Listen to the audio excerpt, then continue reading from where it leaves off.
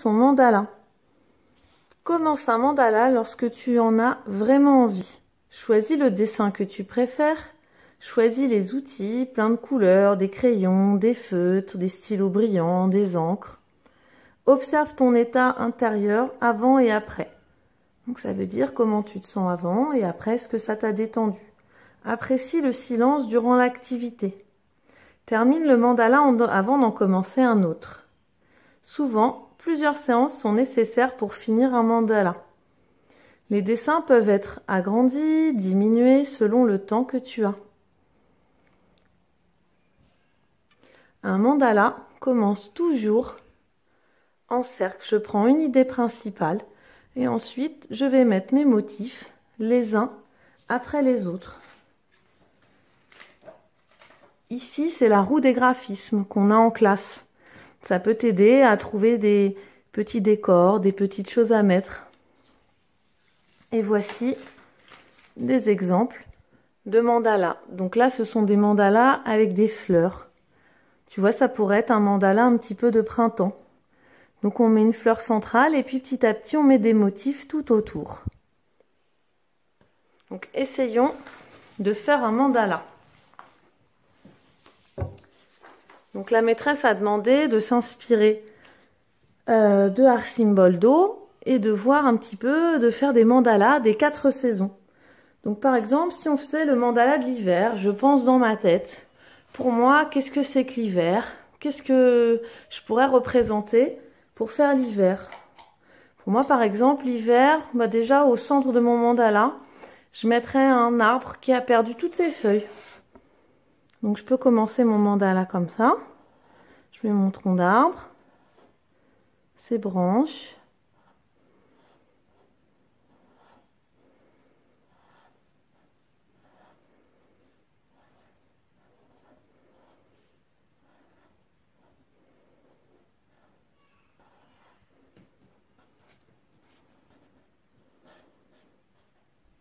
Et je réfléchis un petit peu aux couleurs de l'hiver. Je vais pas trouver beaucoup de couleurs en hiver.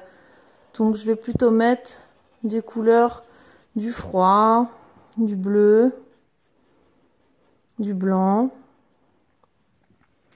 et les couleurs de la nature. Donc là, je commence par mon arbre d'hiver. Tout autour, par exemple, je pourrais faire des petits flocons de neige.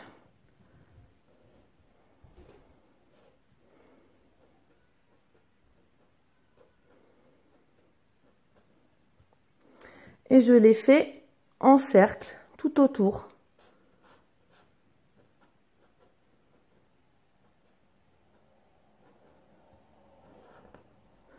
Ah zut, hop.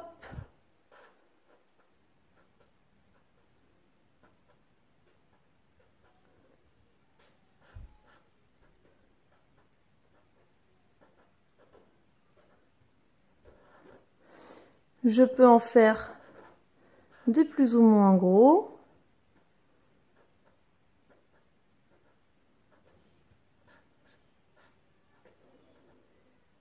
Mais toujours, ils vont dessiner un cercle autour de mon arbre central.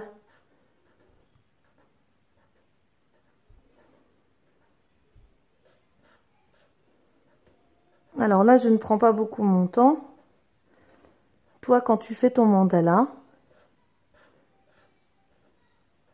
tu peux prendre ton temps, commencer à faire des motifs au crayon à papier, puis mettre du feutre, t'entraîner d'abord sur une ardoise ou sur un brouillon pour voir les motifs que tu veux faire et après les mettre en mandala. Alors l'hiver, tiens, ça peut représenter aussi pour moi, tiens, je pense au Père Noël par exemple. Donc je vais mettre des petits chapeaux de Père Noël, pourquoi pas.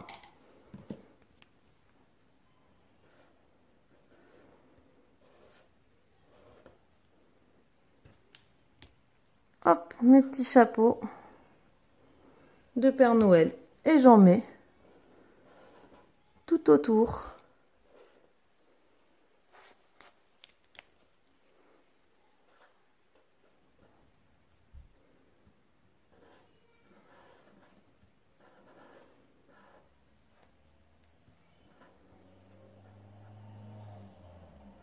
Et je continue. Après, dans mes chapeaux, je pourrais décorer avec des graphismes, etc.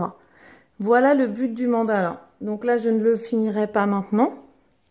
Mais maintenant, vous avez l'idée de comment on fabrique son mandala.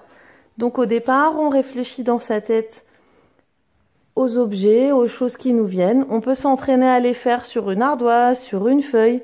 Et quand on a choisi les objets, les choses que l'on veut mettre dans son mandala, on prend un objet au centre et on va faire les autres tout autour.